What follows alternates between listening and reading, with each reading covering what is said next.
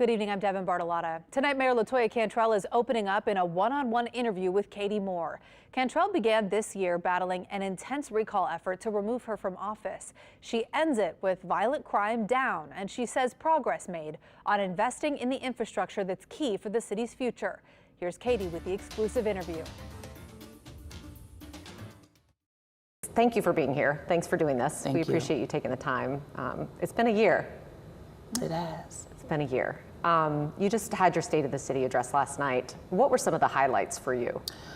Really the highlights were around the work that we're doing, massive work around infrastructure, things that have been a huge investment for the city of New Orleans, but also investments that take time. And that includes drainage. How did you spend your Saturday morning?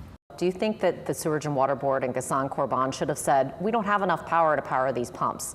We need to make sure that those EMDs are working in the short term. Sure. So what I will say to that is we knew that we had several stations offline, and we also found that one tripped offline, which is the existing condition, living with antiquated infrastructure for decades.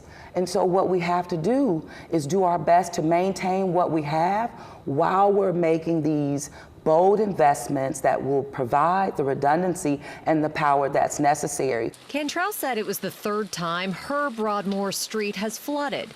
But the mayor wasn't home that night. She was in Dubai for a global conference on climate change. You're in Dubai at a climate change conference and the city's flooding, and you've taken a lot of heat for the travel over the last year. How people would criticize you for that? Well, I get criticized for everything.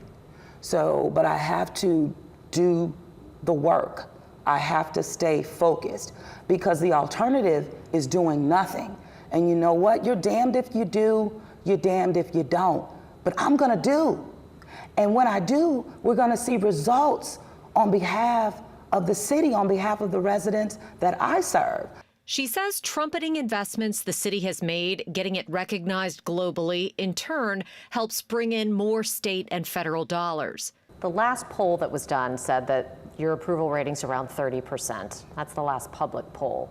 What do you think about that in their assessment of what people think about the job that you're doing? Here comes a poll that only wants to underscore that a poor job that she's doing, yet I defeated a recall. I've been reelected twice, and I feel like reelected a third time with the affirmations provided regarding my leadership by the residents of the city of New Orleans. That's who I listen to. While a tough year ended with a win for Cantrell, with a big drop in violent crime, the city is 24% down year to date in murders.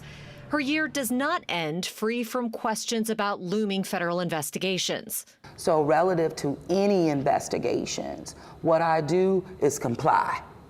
And what I encourage all of my employees to do is to comply. We want effective government, and I want to ensure that we're doing everything the right way. We've reported on federal subpoenas issued that were tied to Cantrell over the past year. Cantrell would not say what those subpoenas asked for, and only that she and her administration have complied.